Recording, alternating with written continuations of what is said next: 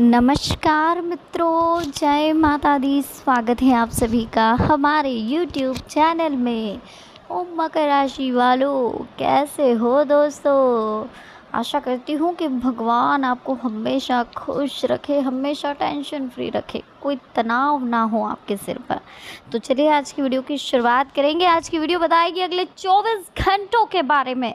23 मई 2023 परिवार का सबसे काला भेद, कोई राज है जो बाहर आने वाला है अगले 24 घंटों में। जी हाँ, हो जाइए सावधान, संभल जाइए, क्योंकि वीडियो होने वाली है बहुत ही महत्वपूर्ण ग्रह गोचर के आधार पर ही इस वीडियो का निर्माण भी किया गया है। तो अनुरोध कर रहे हैं आपसे इसे शुरू से लेकर अंत तक जरूर देखें। पसंद आए तो प्लीज़ लाइक करें, कमेंट सेक्शन में जय माता दी के जयकारे लगा दें, चैनल को सब्सक्राइब करना बिल्कुल भी ना भूलें। तो चलिए शुरुआत करते हैं बिना किसी देरी के, बिना कोई आपका टाइम लिए वीडियो की शुरुआत करेंगे हर हर महादेव का नाम लेकर। तो मेरी मकर राशि वालों, दोस्तों आज की वीडियो आपके लिए बहुत ही स्पेशल होगी, क्योंकि आज ये आपको बताएगी 23 मई 2023 आपके लिए कैसा रहेगा।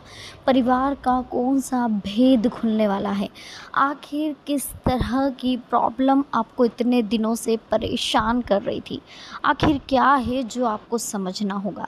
सबसे पहले तो दोस्तों जो बहुत ही ख़ास और जो बहुत ही महत्वपूर्ण चीज़ है, जो आपको समझना चाहिए, जो आपको सोचने पर मजबूर कर देती, कुछ ऐसी चीज़ें हमारे जीवन में हैं, जैसे कि हम अगर आगे बढ़ना चाहते हैं तो हमें हमेशा आगे की सोचना होगी। ये बात हमने आपको बताई थी। एक छोटी सी कहानी हम आपके सामने आज आपको बताने वाले हैं। एक छोटी सी कहानी जो रामकृष्ण परमहंस ने एक संत को सीख दी थी कि अगर हमारे पास कोई सिद्धि है तो प्लीज़ घमंड ना करें, अपनी योग्यता का उपयोग सही समय पर सही जगह पर करें। तो एक छोटी सी कहानी है जो अगले 24 घंटों में वो सीख आपके काम आने वाली है। और देखिए, कभी भी आप ध्यान रखिएगा कि जो कहानी के माध्यम से, मूवीज़ के माध्यम से, नाटक के माध्यम से जो चीज़ें हमें जल्दी समझ में आती है वो ऐसे समझ में नहीं आती, कभी भी किताबी ज्ञानों से नहीं आती। तो प्लीज़ इसे बहुत ध्यान से सुनिएगा। स्वामी विवेकानंद के गुरु रामकृष्ण परमहंस अपने उपदेश, सीधे साधे स्वभाव और रहन सहन की वजह से काफ़ी प्रसिद्ध थे। ठीक है, रोज़ ही उनसे मिलने कई लोग आते थे। प्रसिद्ध होने के बाद भी उनका स्वभाव नहीं बदला और वो हमेशा आनंद में रहा करते थे। एक दिन वो अपना दैनिक जो भी कार्य है वो कर रहे थे। कुछ लोग उनके सामने बैठे थे, परमहंस का काम खत्म होने का इंतज़ार कर रहे थे, उन्हें अच्छी बातें सुनने को मिल सके, ये वो सोच रहे थे। उस समय वहाँ एक बड़ा संत पहुँचा। संत का व्यक्तित्व इतना प्रभावशाली था कि सभी उनका सम्मान करते थे। परमहंस जी के सामने खड़े हो गए, वे परमहंस जी के सामने आके खड़े हो गए, लेकिन परमहंस जी अपने काम में व्यस्त थे। उन्होंने संत की ओर ध्यान ही नहीं दिया। ये देखकर संत को गुस्सा आ गया। उन्होंने कहा कि क्या तुम मुझे पहचानते नहीं हो? मैं पानी पर चल कर आया हूँ। मेरे पास चमत्कारी सिद्धि है जिससे मैं बिना डूबे पानी पर धरती की तरह चल सकता हूँ। मुझे ये चमत्कार करते हुए लोगों ने देखा है, तो मुझे ठीक से देख भी नहीं रहे हो, ना ही बात कर रहे हो। रामकृष्ण परमहंस जी ने कहा कि भैया, आप बहुत बड़े व्यक्ति हैं और आपके पास सिद्धि भी है, लेकिन एक बात मैं आपसे पूछना चाहता हूँ कि इतनी बड़ी सिद्धि है और इतना छोटा काम किया है। नदी पार करनी थी तो नाव वाले को 2 पैसे दे देते, 2 पैसे दे देते भैया, वो आपको आराम से नदी पार करवा देता। जो काम 2 पैसों से हो सकता उसके लिए आपको इतनी तपस्या करने की क्या ज़रूरत थी? आप इस सिद्धि का प्रदर्शन भी कर रहे हैं। एक संत को ये बात शोभा नहीं देती। संत को कभी भी घमंड नहीं करना चाहिए। ठीक है, ये बातें सुनकर वो संत जो था वो शर्मिंदा हो गया। अब बताइए हमें इस कहानी से क्या सीख मिलती है? इस कहानी से देखिए, उन्होंने ये संदेश दिया कि अगर हमारे पास कोई ख़ास योग्यता है, कोई अच्छी स्किल्स है, हमें कोई काम बहुत अच्छे से करना आता है, कोई चीज़ है जिसमें हम बहुत बेस्ट, बहुत बेटर कर सकते हैं लोगों से, जैसे कोई आजकल सोशल मीडिया पे कितने सारे कलाकार सारे, तो कोई चीज़ आपके अंदर भी बहुत अच्छी है, आपके परिवार के सदस्य के अंदर भी बहुत अच्छी है, तो उसका प्रदर्शन नहीं करना चाहिए। ऐसे एटीट्यूड वाला प्रदर्शन तो नहीं करना। एटलीस्ट आप अगर अपनी स्किल का सही सही ढंग से प्रदर्शन कर रहे हैं, बिना ईगो के प्रदर्शन कर रहे हैं, वो एक अलग बात है। जो लोग अपनी शक्तियों का घमंड करते हैं, दूसरों को छोटा समझते हैं, उन्हें कहीं भी मान सम्मान नहीं मिलता। हमें अपनी शक्तियों का उपयोग सही समय पर और सही जगह पर करना चाहिए। जब तक ये चीज़ें हमारे अंदर नहीं आएगी, ना तो हमें मान सम्मान मिलेगा और ना ही हमें सफलता मिलेगी। ठीक है, तो कभी भी ध्यान रखें, इस कहानी से एक चीज़ आपको बस यही मिल रही है कि अगर आपको कोई चीज़ बहुत अच्छे से आ रही है तो प्लीज़ उसका घमंड ना करें, अन्यथा वो चीज़ आपके पास ज़्यादा दिन नहीं टिकेगी। चलिए अब हम बात कर लेते हैं दोस्तों, अगले 24 घंटे आपके लिए कैसे रहेंगे और किस तरह से अगले 24 घंटों का आपको ध्यान रखना हो। कहानी पसंद आई हो तो प्लीज़ इसे लाइक ज़रूर करिएगा।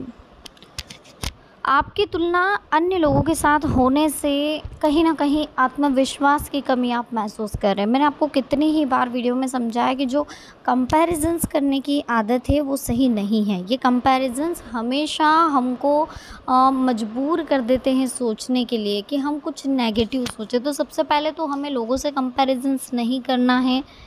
आप हर एक छोटी बात पर ध्यान देने की कोशिश करें, आपको सही अवसर प्राप्त हो रहे हैं।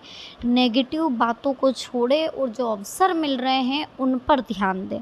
ठीक है, अपने काम से जुड़ी जिन बातों में आप पारंगत हैं उन पर ध्यान दें, काम की क्वालिटी बेहतर करने की कोशिश करें। अन्य लोगों का आप पर विश्वास भी बढ़ेगा।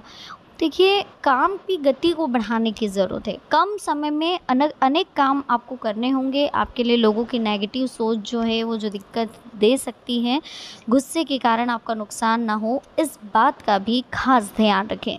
आपके द्वारा हुई गलती के कारण अन्य लोग आपका नुकसान करने की कोशिश भी कर सकते हैं। देखिए, एक लाइन हमने आपको बताई है इस वीडियो में कि आपके ही परिवार का कोई काला भेद खुलने वाला है। यानी कि दोस्तों, कुछ ऐसे राज अगले 24 घंटों में आपके सामने आने वाले हैं जिनके बारे में आपको कुछ भी नहीं पता था, कोई एबीसीडी नहीं पता थी। हो सकता है कुछ पॉलिसीज़ आ जाए, हो सकता है कुछ इन्वेस्टमेंट आ जाए, या हो सकता है आप जिन पर बहुत ज़्यादा भरोसा कर रहे थे, आपको धीरज से मालूम पड़ रही हो कि यार ये इंसान अपने पीठ पीछे कुछ हो रहा है और अपने सामने कुछ और है, कुछ तो गड़बड़ है, कुछ तो काला काला जादू हो रहा है। देखिए, सबसे पहले तो मैं आपको एक चीज़ बता रही हूँ कि आप बहुत ही साफ दिल के इंसान हैं, आपका मन बहुत साफ है, इसलिए आपको टेंशन नहीं लेना भैया। टेंशन लेगा सामने वाला जो आपके लिए बुरा सोचेगा। हमें तो अच्छा फील करना है, चिल रहना है, पॉजिटिव फील करना। और गर्मी का मौसम भैया 2-2 बार नहाएं सबसे पहले तो, क्योंकि जो नेगेटिविटी आती है ना, मैंने पता है नेगेटिविटी आती है, एक तो हम बहुत ज़्यादा परेशान रहते हैं, बहुत ज़्यादा चिड़चिड़ हो जाते हैं, और ऊपर से फिर ये गर्मी जो हमें परेशान करती है। तो हो सके तो अपने माइंड को थोड़ा सा चिल्ड रखें, शांत रखें, बाकी लाइफ का आनंद लें। ये जो जीवन है ना, इसका हर एक पल अमूल्य है। ये अभी समझ में नहीं आएगा, लेकिन हाँ, जब समझ में आएगा ना तब बहुत देर हो जाएगी दोस्तों। इसलिए इस समय का अभी जितना हो सके अच्छे से यूज़ कर लो।